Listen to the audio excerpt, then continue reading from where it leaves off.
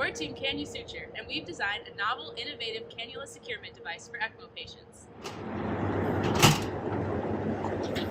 ECMO is a method of pumping your blood out of your body, oxygenating your blood in a machine, and then returning it back to the body. To do this, doctors will insert a cannula or a tube into an artery or vein of one of three locations: the neck, chest, or leg. From there, blood will cycle into the tube, into the machine, and back. Essentially, ECMO lets your heart and lungs take a rest. The current method of cannula securement requires clinicians to suture the cannula tube down to the skin, which is an ineffective method as the sutures often break. And there are also secondary consequences such as skin infection due to skin degradation. There's also internal cannula kinking and, in worst case scenarios, dislodgement. If the cannula gets dislodged, the patient can bleed out in 1 to 2 minutes. In the words of our advisor over at Emory, there is no plan B, there is only plan A when it comes to successfully securing down this cannula. We've designed a novel collar and plate that secures the cannula down to the patient's neck while maintaining adequate blood flow.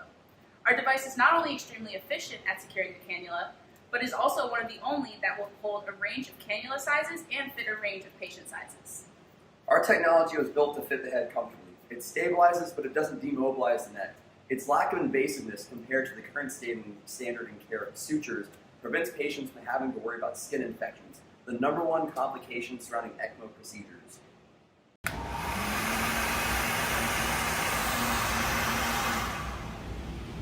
In order to construct our device, we heat formed our plate to the shape and curvature of a human head. In addition, in order to construct the collar, we cut sheets of acrylic plastic as well as medical grade foam. We just hit the 2-minute mark in our video. If your cannula had been dislodged, you would have bled out by now. And finally, we 3D printed our plate in these 3D printers in order to create our final device and product.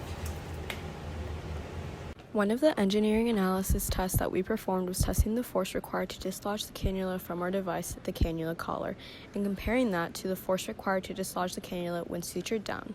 The sutured down model was created by using synthetic skin and having our advisor at Emory, Dr. James Barger, suture down the cannula. When the test was done on the suture model, it took 17 newtons of force to dislodge the cannula out of place.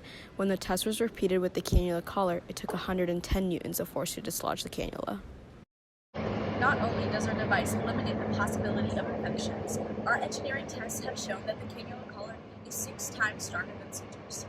This gives us the confidence that our device will protect from dislodgement and prevent the patient from bleeding out. ECMO has become a rapidly growing procedure in the last 2 years since the COVID-19 pandemic. In 2021 alone, the number of patients on ECMO has doubled compared to the number of patients in 2019. COVID-19 is a respiratory disease which targets the lungs.